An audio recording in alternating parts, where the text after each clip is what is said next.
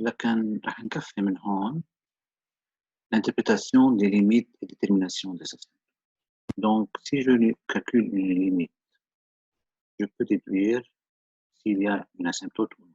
Par exemple, si la limite en x égale a de f de x égale un nombre c, c'est-à-dire tous les deux sont des constantes a et c, ça veut dire qu'il n'y a pas une asymptote, mais plutôt un point d'arrêt de coordonnées a et c. Si la limite en un point x donné a, qui est fini, donne un plus ou moins infini, dans ce cas, je dis que x égale a est une asymptote verticale, une droite verticale qui est asymptotique à la courbe de f de x. Si la limite, lorsque x tend vers plus ou moins infini, donne une constante, dans ce cas, c'est une asymptote horizontale de l'équation y égale c. Si la limite à l'infini donne aussi infini, donc il y a dans ce cas une possibilité d'une asymptote oblique, mais ce n'est pas nécessaire que ce soit le cas. Donc, on va voir dans ce cas qu'est-ce que je peux faire. Donc, si j'ai une limite de x tend vers plus ou moins infini égale plus ou moins infini, dans ce cas, il faut calculer, il faut trouver une asymptote oblique.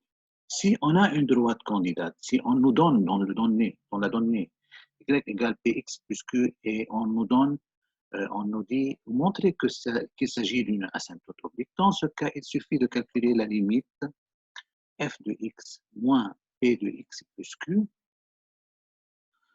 c'est-à-dire l'équation donnée de la droite candidate, à l'infini, et trouver 0. Pourquoi? Ça veut dire quoi ça? Ça veut dire que la courbe f de f et la droite, la différence entre eux à l'infini devient 0. Ça veut dire qu'ils s'approchent l'un de l'autre. Donc, c'est une quoi? C'est une asymptote oblique. Sinon, on doit calculer l'équation nous-mêmes de cette façon. Donc, tout d'abord, on calcule le rapport fx sur x, f de x sur x, et on trouve la limite à l'infini. Si ça reste toujours plus ou moins infini, donc il s'agit d'une asymptote, il ne s'agit pas d'une asymptote oblique, mais plutôt d'une direction asymptotique, y' ou y. On trouve que la courbe s'éloigne vers l'infini parallèlement à y'. Si la limite de f de x sur x est 0 plus ou moins, dans ce cas, la direction asymptotique est parallèle à x' ou x. Donc, lorsque la courbe s'éloigne vers l'infini, on trouve qu'elle devient plutôt parallèle à x' ou x. Si on trouve, pour la limite de f de x sur x, une constante p, alors on calcule la limite de quoi? De f de x moins px. Donc, on diminue de f de x la droite px, y égale px. Si la limite reste plus ou moins infinie, donc là, il s'agit d'une direction asymptotique parallèle à la droite ypx. Donc, ça, la courbe s'éloigne vers l'infini en faisant, en devenant parallèle à la droite y égale px de pente p. S'il s'agit d'un nombre q, dans ce cas, c'est une asymptote oblique et elle aura comme équation y égale px plus q. Donc, on va fixer les idées avec l'exemple 5. Dans l'exemple 5, on nous dit, on considère les trois fonctions f de x, g de x et h de x. On a déjà étudié ces fonctions et on a trouvé leur intervalle d'étude. Déterminer les points d'arrêt, les directions asymptotiques et les asymptotes de ces fonctions sur les intervalles d'étude choisis dans l'exemple 4. D'accord. Donc, on va voir ça.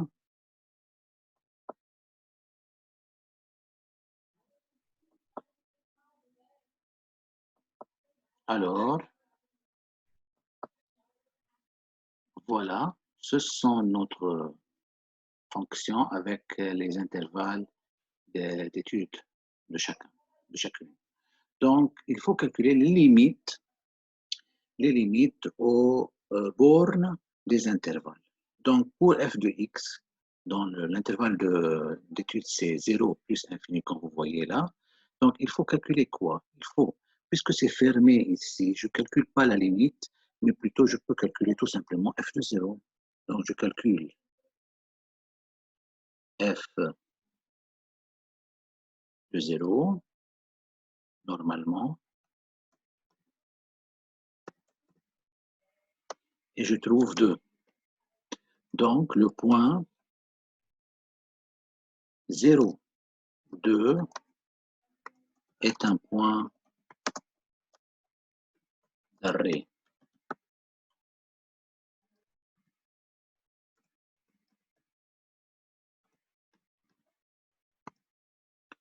Ensuite, je calcule la limite lorsque x tend vers plus infini. Donc, on peut dire qu'on va calculer la limite.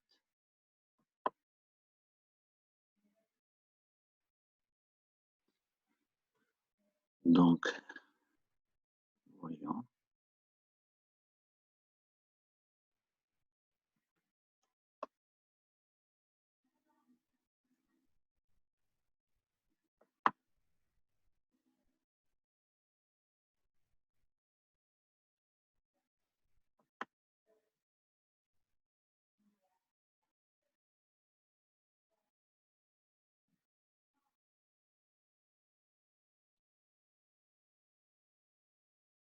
Voilà, la limite. Donc, on calcule la limite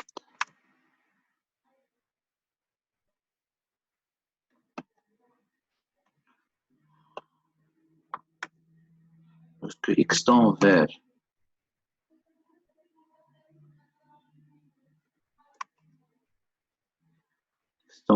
plus ou moins plus infini.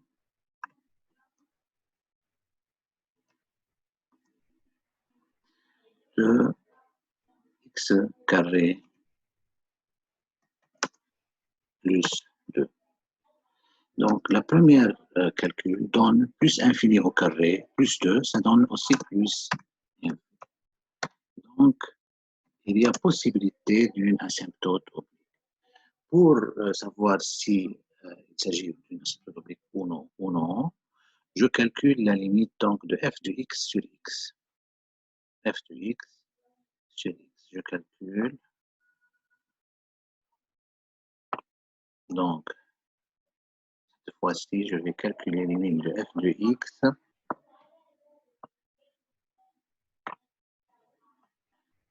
Alors,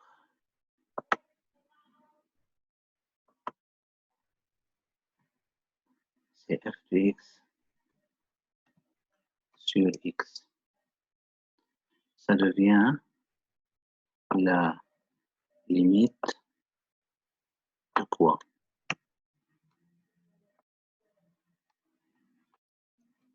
Ça devient la limite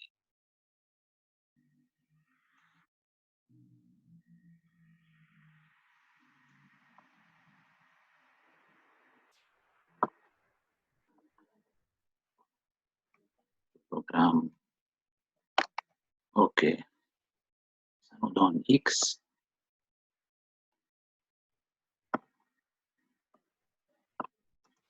Ça nous donne x plus 2 sur x. Alors, on sait plus infini plus 2 sur plus infini. 2 plus 2 sur plus infini, c'est 0. Donc, il me reste enfin plus infini. Donc, c'est le cas où ça reste plus infini.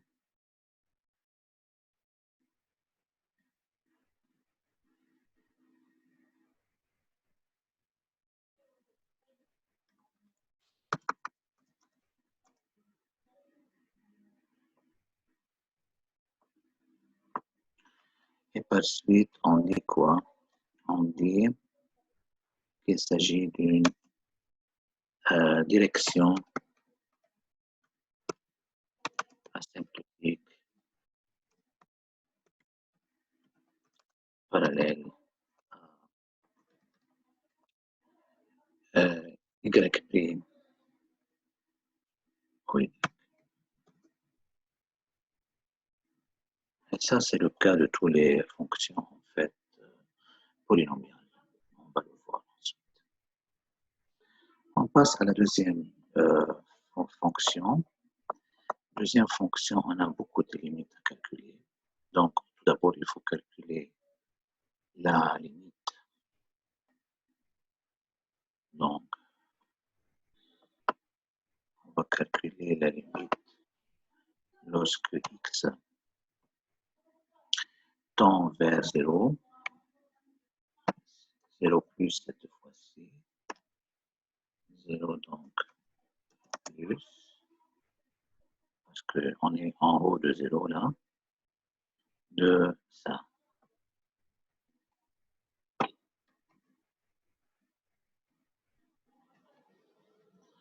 Donc, ça donne bien 1 sur 0, 1 sur 0 plus plutôt, ou 0 moins, on va le voir. Donc, je peux factoriser ça.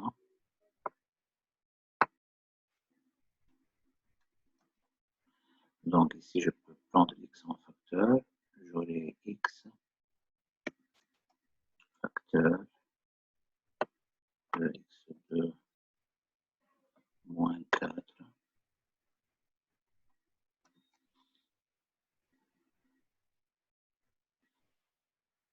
Ça serait quoi? Donc, c'est 1 sur, oh,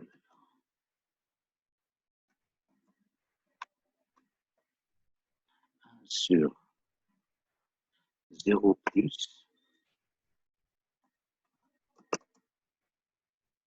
fois moins 4. Donc, c'est 0 moins, en fait. 1 sur 0 moins, ce qui nous donne moins infini. Moins infini. Voilà. Donc, on a une quoi? On a une asymptote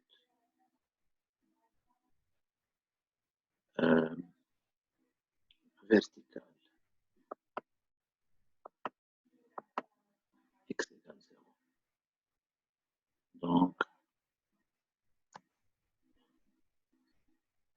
il y a une asymptote verticale, équation x égale 0.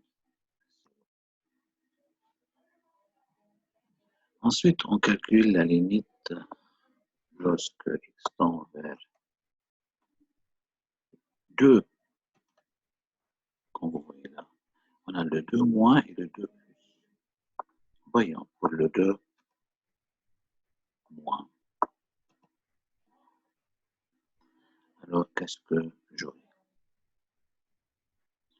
Aussi là, 2 moins est un nombre positif, n'oubliez pas ça. Mais bon, si on factorise comme ça, comme dans ce cas,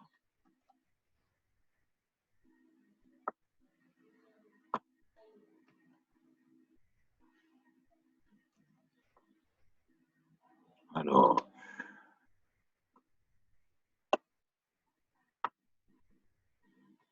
et on remplace par 2 moins. Qu'est-ce que j'aurai? J'aurai 1 sur, on a le 2 moins, qui est 2 plutôt, dans ce cas. Et on a ici x carré moins 4. En fait, c'est x moins 2, x plus 2. Donc, descend un peu comme ça. Pour le moment, 1 sur x, x moins 2, x plus 2. Et remplaçant chaque terme par sa valeur. X par x par 2 moins. Donc, qu'est-ce que j'aurai dans ce cas? Alors, j'aurai 1 sur 2 pour le 2 moins 2, j'aurai un 0 moins.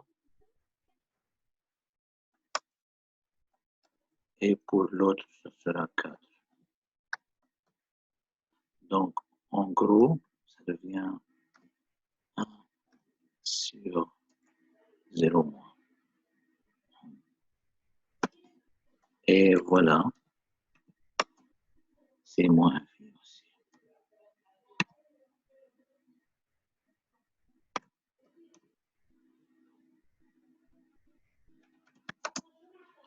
Voilà. Donc,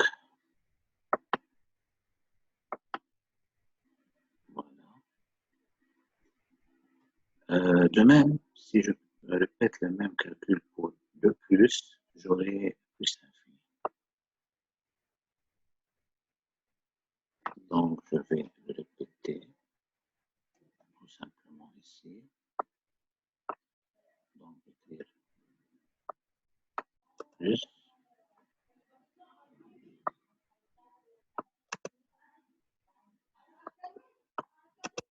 Plus et plus infini.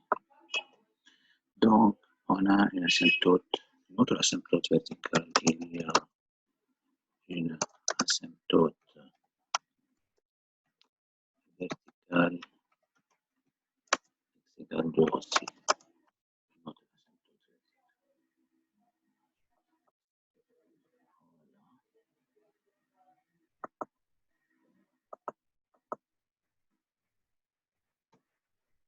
Voilà. Maintenant,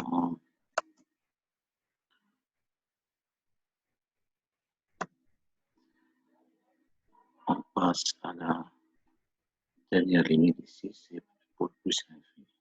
On va voir comment ça va faire. Pour plus infini, qu'est-ce que j'aurai? Donc, voyons.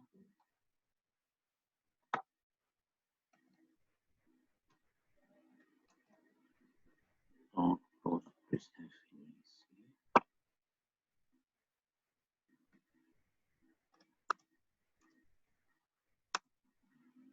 plus infini, ça serait 1 sur plus infini, parce que, en fait, x cube, c'est plus fort que moins x. Et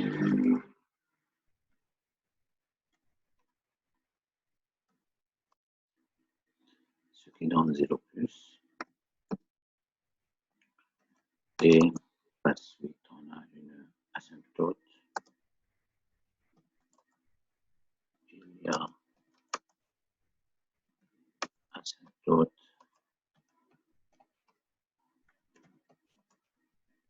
Il y a asymptote horizontale.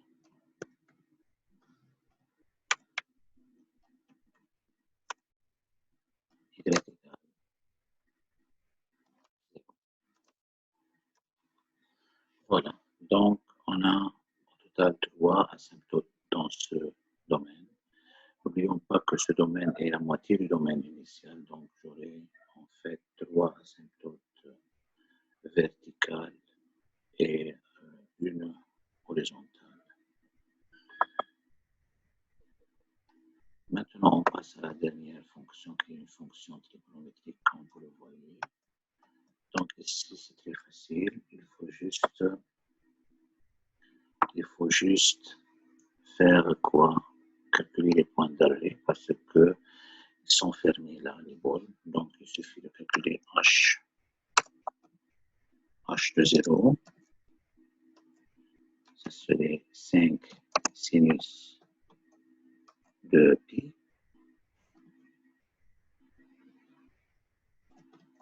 Et sinus pi, on le sait, c'est 0.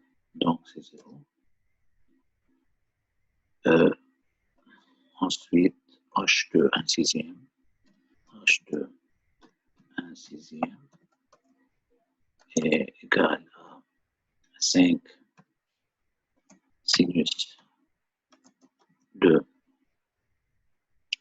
on voit bien, 1 sixième fois 6 pi, ça fait pi plus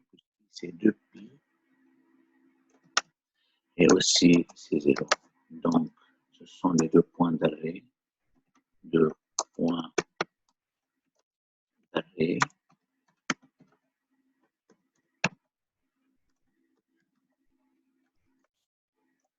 Sont de 0, 0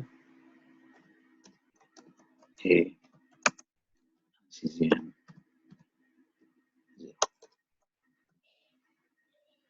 Voilà donc, ça c'est pour les points d'arrêt.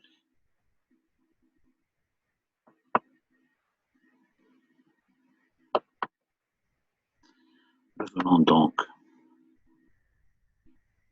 à la présentation.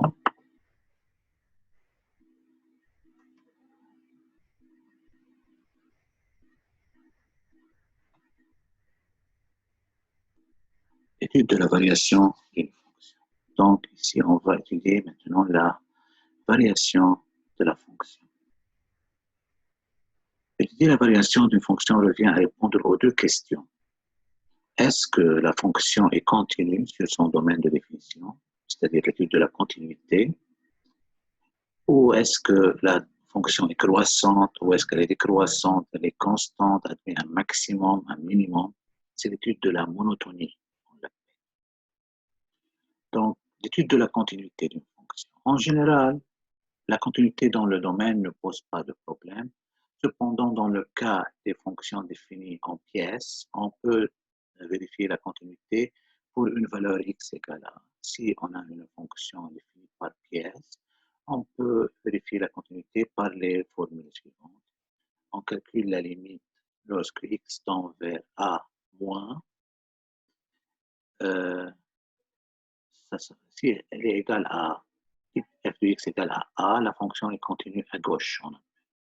Si on calcule la limite de 0 plus et on trouve égal à f de a, ça s'appelle une fonction continue à droite.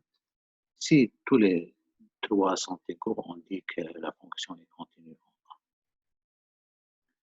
Étude de la monotonie, ce qui est important, plus important.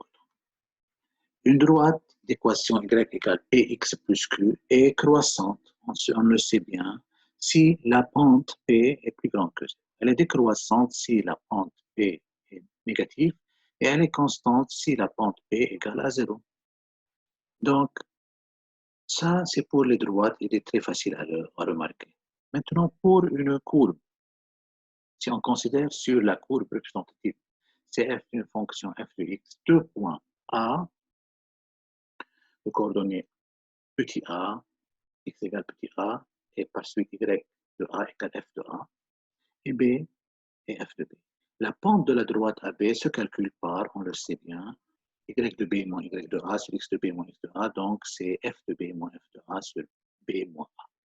Ce rapport nous aide à connaître le sens de variation, la monotonie de la courbe. Comment ça? Si f de x est continu et monotone dans l'intervalle AB, alors elle a la même monotonie que la droite AB qu'on désigne par le signe de PAB. On va voir ça sur une animation après un peu de temps. On peut être sûr que la monotonie est stable si, au lieu de calculer la pente de la séquente à la courbe en A et B, on pourrait calculer la pente de la tangente à la courbe en un seul point A. Pour le faire, on calcule la limite de la pente de la droite AB lorsque petit b tend vers A, qui se calcule par limite lorsque petit b tend vers A de la pente, c'est la pente au point A cette fois-ci, c'est f de b moins f de A sur b moins A, ce qu'on appelle, on note f' de A. On note par f' de x la fonction qui permet de calculer la pente p de A en tout point A d'abscisse x sur le domaine de définition de f de x. On appelle f' de x la fonction dérivée de f de x. Pour comprendre de quoi s'agit-il, de quoi je parle là, je vais faire cette petite animation.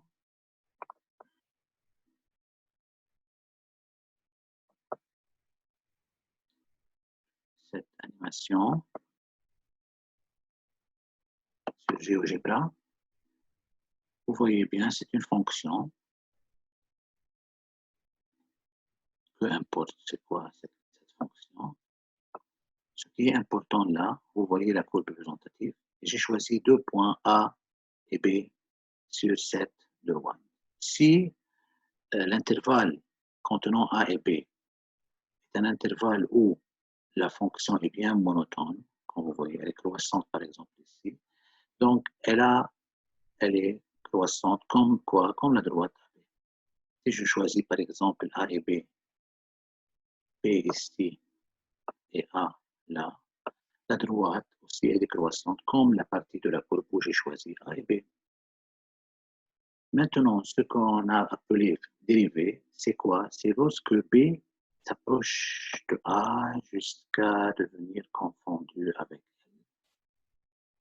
Dans ce cas, la droite, au lieu d'être une séquente en 2 points, elle est tangente à la courbe au point A, qui est devenu confondu avec le point B. B et A sont devenus confondus. Elle est comment? Elle est décroissante, donc au point A, la courbe est nécessairement décroissante. On peut faire ça ici, par exemple. Si A et B se confondent dans cette partie, on aurait une pente positive. Donc, cette partie-là est croissante.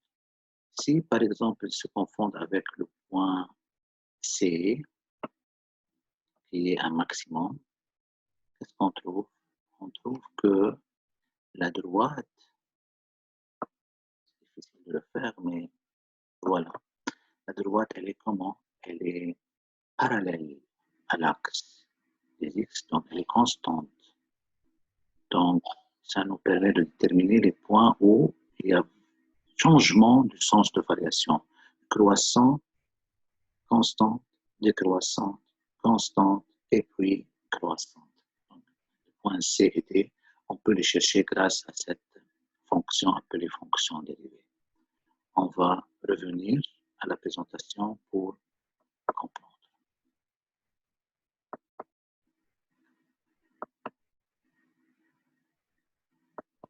Voilà. Donc,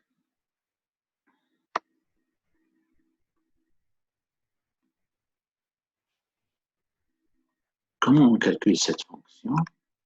On peut calculer la fonction dérivée en utilisant sa définition, qui est, comme on a déjà dit, c'est la limite lorsque la quantité h tend vers 0 des valeurs qui sont proches de x, donc x plus h et x moins h sur 2h. C'est la même chose, c'est la pente, mais on a exprimé a et b de façon à dire b égale x plus h et a égale x moins h.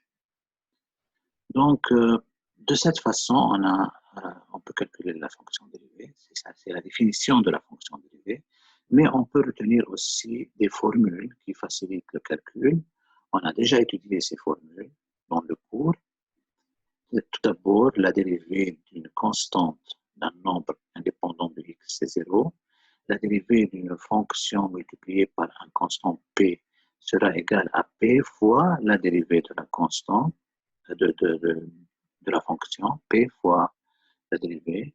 Si c'est à la puissance n la fonction, on aura quoi? On aura n p u', un. Donc on remarque ici, on cherche, on fait descendre l'exposant n, devient un coefficient là.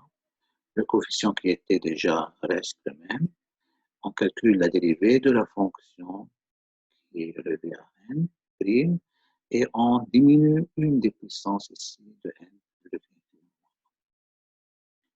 Pour le produit, le dérivé du produit UV, c'est U' V plus V' U. Pour le rapport, c'est U' V moins V' U sur V carré. Pour la racine carrée, qui est un cas particulier de ça, mais pour n égale 1,5, ce sera U' sur 2 racines, U' sur 2 racines 2. Aussi, pour les fonctions trigonométriques, on trouve que la dérivée de sinus U, c'est U' cosinus U. Alors que la dérivée de cosinus U, c'est moins U' sinus U. Pour la tangente et la cotangente aussi, on a des formules. Non, mais pas beaucoup important. Une fois la fonction dérivée calculée, on essaye de résoudre l'équation f' de x égale à 0. Pourquoi? Car comme on a vu, les racines, s'il existe, correspondent aux abscisses des points où la tangente à la courbe est parallèle à l'axe x', et qui sont généralement des extrémas, c'est-à-dire des maxima ou des minima locaux de la fonction. Maximum et minimum, comme on a vu sur la courbe. Ensuite, on étudie le signe de f' de x qui déterminera la monotonie de f de x, c'est-à-dire ses parties croissantes et ses parties décroissantes. Enfin, on dresse le tableau de variation. Ce tableau de 3 lignes ou 4 si on étudie la courbure résume tous les résultats obtenus ci-dessus. Ainsi, par exemple, la première ligne correspond à l'intervalle de l'étude, généralement le domaine, c'est-à-dire les valeurs de x. La deuxième ligne correspond au signe de f' de x et ses éventuelles racines, la dérivée. Et la troisième ligne correspond aux variations de f de x et ses éventuels asymptotes, extréma et points limites. Voici par exemple un tableau de variation. Qu'est-ce que je peux lire sur ce tableau de variation? Je peux lire, par exemple, ici, que le domaine, quel est le domaine de x, à votre avis? Le domaine de x qu'on voit, c'est de moins infini jusqu'à plus infini, sauf le point 1. Donc, l'intervalle ou le domaine de définition de x, c'est ouvert, moins infini, 1 ouvert, 1 moins, c'est-à-dire, puis ouvert 1, c'est 1 plus, jusqu'à plus infini. Qu'est-ce qu'on peut dire pour la deuxième ligne? La deuxième ligne, f' de x, la dérivée, elle est positive, nul en moins 2, négatif, elle n'est pas définie en 1, c'est nécessairement ça. Puis elle est négative, ensuite 0, plus. Ça veut dire que pour les valeurs moins 2 et 3, f' égale 0. Donc f' de moins 2, c'est 0, et f' de 3 égale à 0. Et ça correspond, comme on a dit, à des extrémums en général. Pour la dernière ligne, on a f de x. F de x, c'est y. Donc on voit là, la limite lorsque x tend vers moins infini, c'est quoi? C'est 1. Et c'est un 1 plus, parce qu'on monte au-dessus de 1. OK? Donc, y égale 1 est une asymptote verticale. Ensuite, en moins infini. Ensuite, le point moins 2, 3 est un maximum, comme on le voit bien. La fonction monte, puis descend. Donc, elle monte jusqu'à 3, puis descend. Descend où? Vers moins infini, lorsque x tend vers 1 moins. Donc, x égale 1 est une asymptote verticale à gauche et aussi à droite, parce que plus infini aussi pour 1 plus. Donc, x égale 1 est une asymptote verticale à gauche et à droite. Ensuite, on a ici un minimum 3, 2, un minimum local où passe la fonction 3, 2, le point minimum 3, 2, et la dérivée s'annule comme on le voit bien. La courbe descend puis augmente.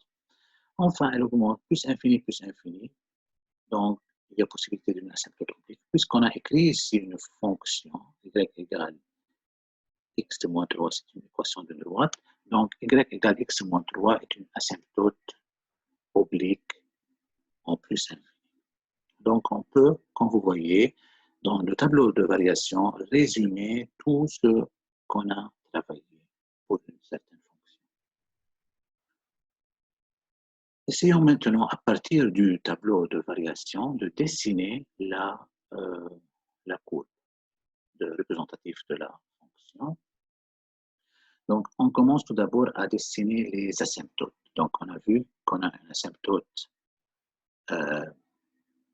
verticale x égale à 1. On a une asymptote horizontale y égale à 1. Ici, on a vu ça. Et on a une asymptote oblique y égale x moins 3. Comment je dessine ça? Je choisis deux points, par exemple x égale 0, y égale moins 3. Donc j'ai 0 moins 3. Donc on a 0 moins 3, ce point-là. Puis on dessine, on choisit un autre point, par exemple 1, 1 moins 2. Le point 1 moins 2, voici le point 1 moins 2. Et on les réduit ensemble. Donc, lorsque je les réduis ensemble, j'obtiens quoi? L'asymptote oblique. Je dessine l'asymptote oblique. Maintenant qu'on a fini ça, on dessine les limites. On dessine les limites de la courbe. C'est-à-dire, au point là, la courbe va être asymptote près de 1 en plus. Ici, par exemple, elle va s'approcher, elle va monter jusqu'à moins 2, 3. Enfin, elle va descendre jusqu'à moins infini ici. Donc, il faut mettre moins infini là. Elle va venir de plus infini ici et elle va aller jusqu'à plus infini là. Donc, voilà. Ce sont les extrémités. Vous voyez? Donc, ce sont lus ici. Plus infini, moins infini. Voici là, c'est moins infini. Et là, c'est asymptote plus infini à x moins 2. Ensuite, on dessine les extréments, le maximum et le minimum. Voilà. C'est un maximum au point moins 2, 3, comme on le voit bien. Et l'autre, c'est un maximum minimum au point 3, 2. Ensuite, on relie les tout. On obtient une courbe représentative, comme vous voyez bien, de la fonction. Donc, on a testé le tableau de variation. Si c'est possible, on calcule les coordonnées des points d'intersection de la courbe avec les axes et les asymptotes. Ça veut dire quoi ça? Ça veut dire, par exemple, là, comme vous voyez, pour x égale 0, je calcule f de 0. Ça me sert à trouver l'intersection de la courbe avec y', le point qui est ici. Ça peut être le même que l'autre, mais pour f de x égale 0, je calcule x0. Je trouve aussi l'intersection de la courbe avec x', x. Par exemple, avec l'asymptote y égale à 1, ici, je peux trouver ce point-là, comment on calcule, en mettant y égale à 1 et calculant x de 1, trouver la valeur de x. Pour trouver, par exemple, l'intersection de la courbe avec y égale x moins 3, ici, par exemple, là, qu'est-ce que je mets? Je mets x, f de x égale x moins 3, et je calcule la valeur de x correspondante. Si j'ai l'expression de f de x, mais là, je n'ai pas l'expression de f de x, j'ai seulement le tableau de variation. Alors, on va faire une petite application, résoudre graphiquement. Discuter suivant les valeurs de m, le nombre des racines de l'équation f de x égale à 1. Donc, c'est quoi f de x égale à m? C'est l'intersection de la courbe de représentation de f de x avec la droite y égale m. La droite y égale m est une droite comment? C'est une droite horizontale. Donc, j'imagine une droite horizontale qui passe de bas en haut. Et je vais trouver combien de fois elle peut couper la courbe. Donc, il est bien clair ici que si je trace, par exemple là, si je trace une droite horizontale comme ça, elle coupe la courbe en un seul point. Ça reste le même jusqu'à y égale à 1. Donc, je peux dire que pour m inférieur à 1, on a une racine. Lorsque je traverse y égale à 1, maintenant, je suis là.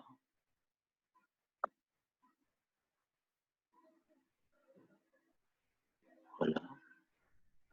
je coupe la courbe en 2 points, 1 et 2. Et cela continue jusqu'à arriver au point y égale 2. Donc, pour m compris, voici. Donc, si je peux mettre égal. Donc, compris entre 1 et 2, j'aurai 2 racines. Pour m égale 2 exactement, pour m égale 2, la droite verticale sera tangente ici. Vous voyez, je coupe 1, 2, et elle devient tangente ici. Donc, on a 3 solutions. 1, 2 et 3. La troisième solution étant double. Une solution double. Donc, 3 racines, on va écrire pour ne pas allonger les choses. Maintenant, entre 2 et 3, comme vous voyez là, on a 4 coupures. Donc, pour M comprise entre 2 et 3, on a 4 racines. Et pour m égale 3 exactement, j'aurai une deuxième fois une racine double. Donc j'aurai 3. Donc pour m égale 3,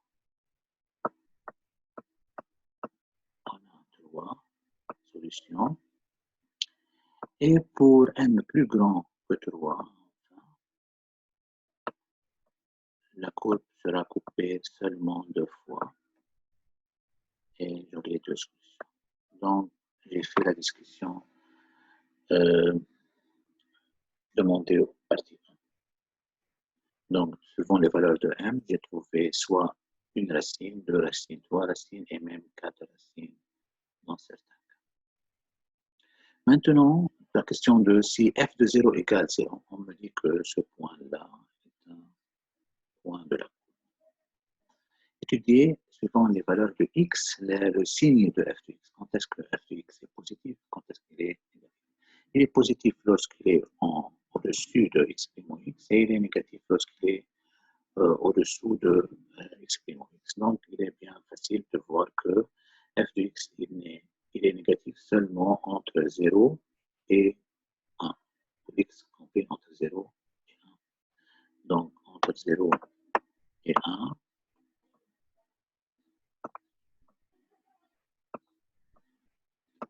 f de x est négatif, c'est-à-dire plus petit que 0.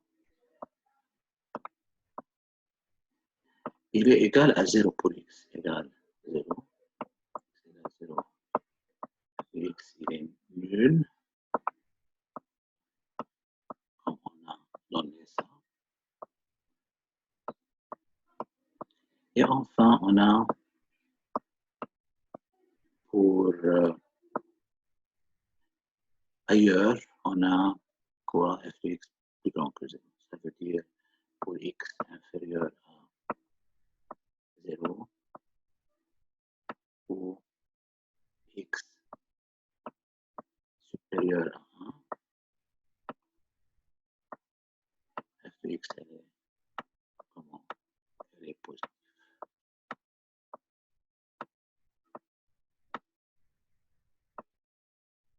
Voilà.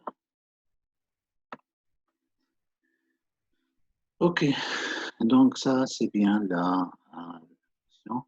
On peut aussi voir les mêmes choses sur cette